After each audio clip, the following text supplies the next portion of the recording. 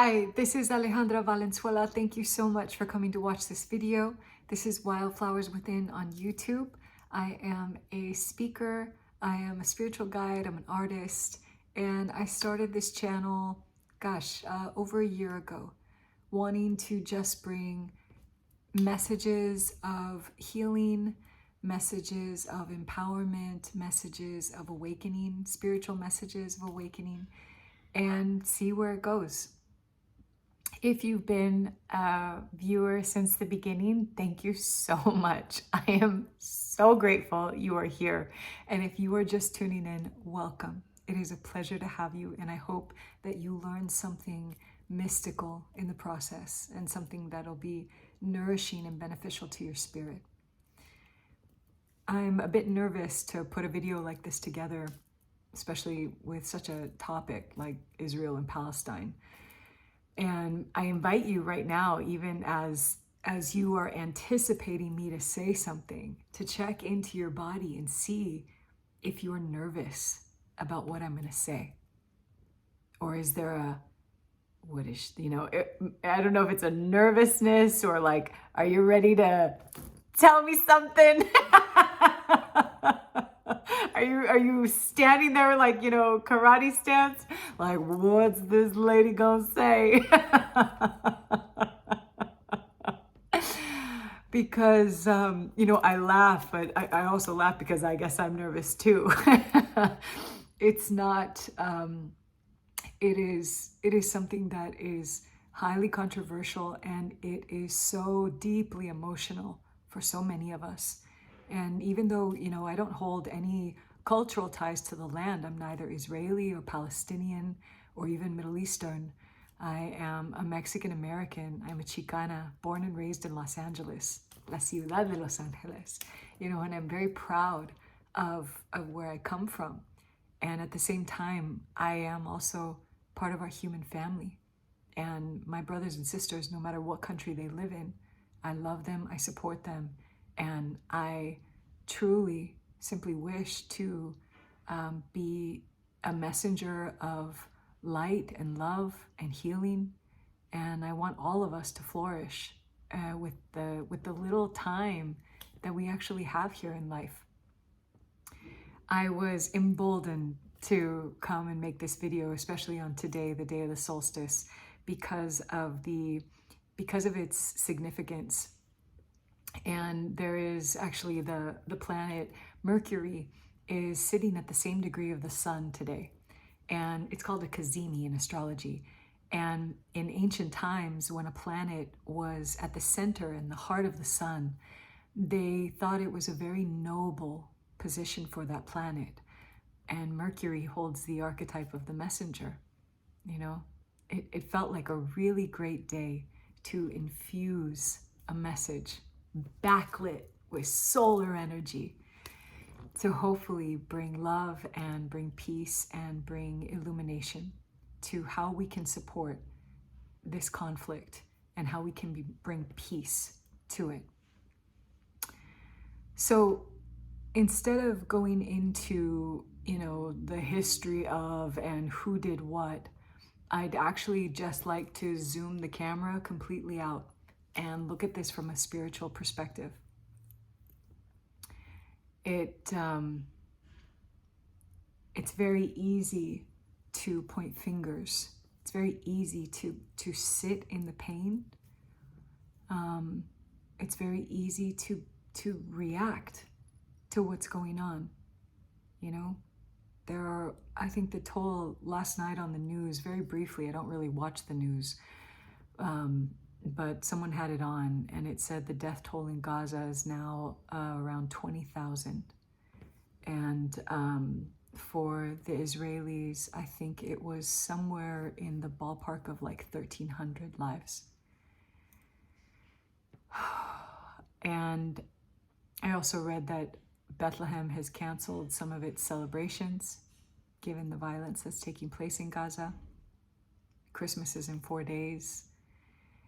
And a lot of people are in pain. A lot of Jewish people are in fear and suffering and angry. And a lot of Palestinians are in fear and are suffering and are angry. So how can we, as a people, whether you live close to the conflict or if you're far away on another continent like I am, how can we support what is going on? How can we bring peace? And what is a perspective or a way that could possibly be introduced to help us, to give us another tool in our tool belt?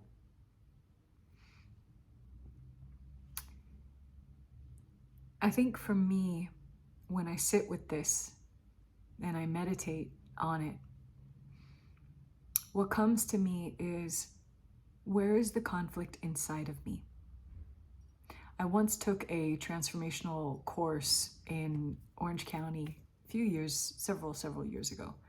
And I remember as part of the exercises, it didn't matter what happened in the room. The question that they kept asking us is, how did you create that? How did you create that? You know, like someone's late coming back from the bathroom. How did you create that? How did I create someone coming late from the bathroom? I don't know. Like, what? That's crazy. And it sounded crazy. And the more involved the training went, and, you know, the deep dive into the unconscious, the deep dive of what does it mean to take responsibility for what we see in the world? And if we look at the world as a reflection of us, right? And quantum physics has proven this in a number of ways, you know, like this understanding that it is a mental projection, what I'm experiencing in the world. I'm creating it. And so I sit with that. Where's the conflict inside me? Where am I at war? Internally and externally.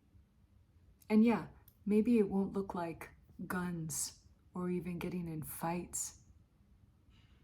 But what are my words? Are there people out there that I don't like, and it is difficult to hold them in loving thoughts?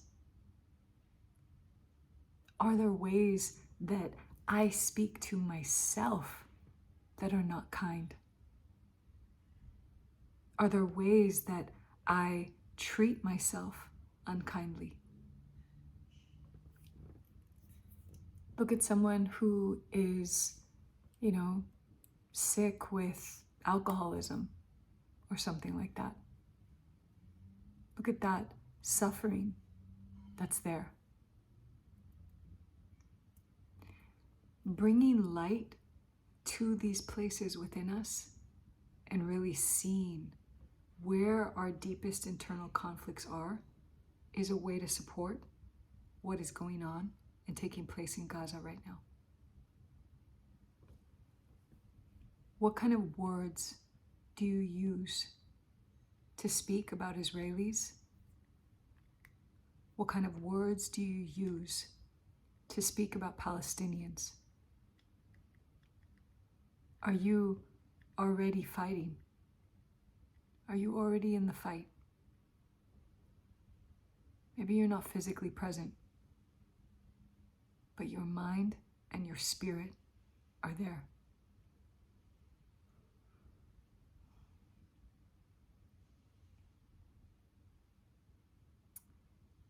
Think of the people that you have conflict with in your daily life. Are they close friends? Are they family members? Colleagues at work?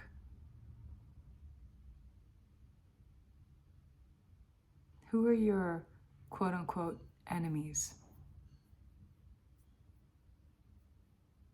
How long has that dynamic been in place?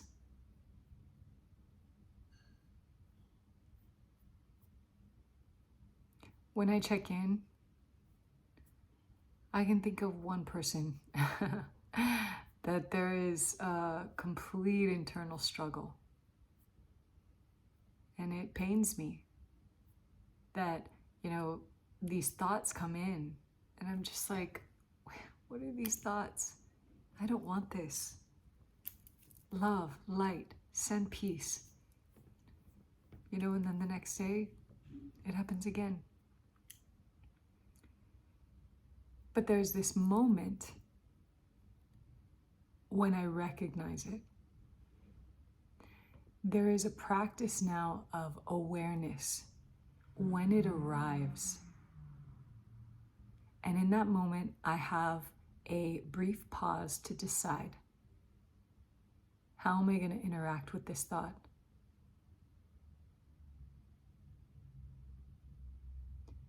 This is something you can do daily. But the first part is being aware. Where do you have conflict in your life? And can you bring grace?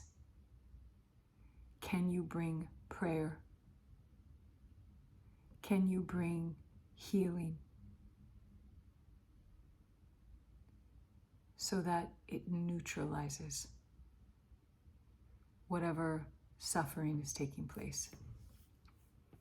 I'm not saying it's going to be easy. Clearly, it will not. But I hope that you can see that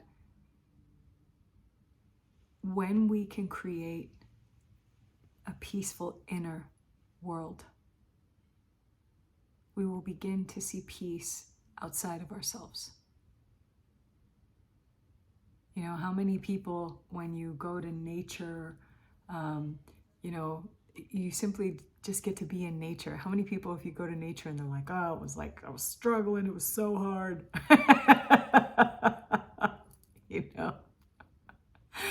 No one thinks that when they go to, some amazing national park or the ocean or the mountains.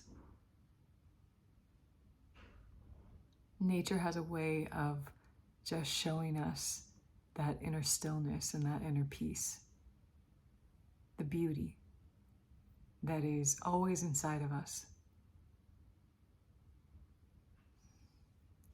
Working on that internal peace inside of you.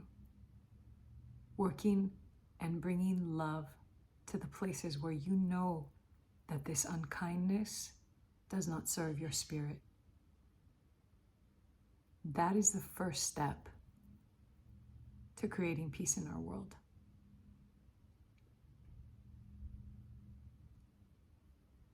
This is going to be part one of a series of different ways we can support the conflict.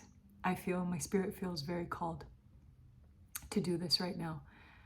And the solstice, just to go back really quickly to the Mercury Cazimi sitting at the heart of the sun, it was also thought that when a planet, goes through the heart of the sun, it's a reset button for this planet. So if Mercury is the messenger, it's a reset for a message that wants to be brought into the world. And it's in the sign of Capricorn. If any of you know Capricorns out there, just basic adjectives are grounded, pragmatic. There is a sense of responsibility, even a sense of maturity, that it brings. So there's a weight to this message as the solstice, the darkest day of the year in the northern hemisphere, now slowly from this moment on, light will be gradually entering back. How can we bring that message and that light back? Every single day, diligently, slowly, but every day move that forward.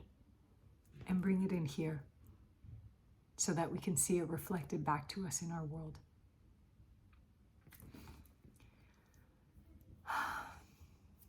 I hope that helps.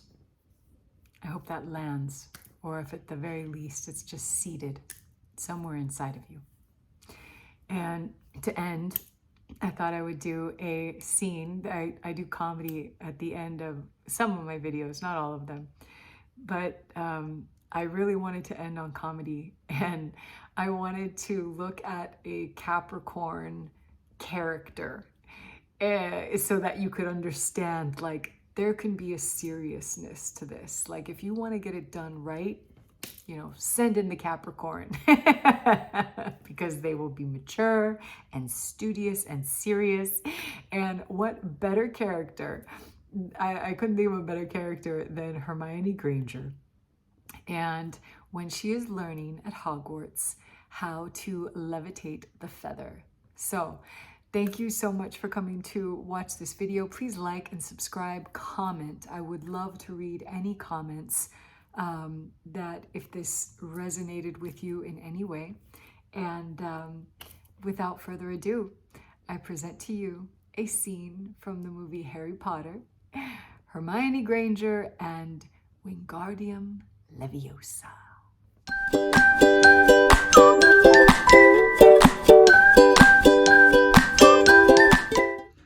Wingardium Leviosa. Stop, stop, stop. You're going to take someone's eye out. Besides, you're saying it wrong. It's Leviosa, not Leviosa. You do it then if you're so brilliant. Go on, go on.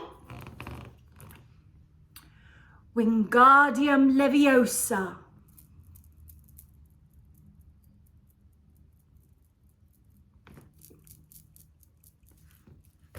That's it. Well done. Mrs. Granger's done it. Splendid.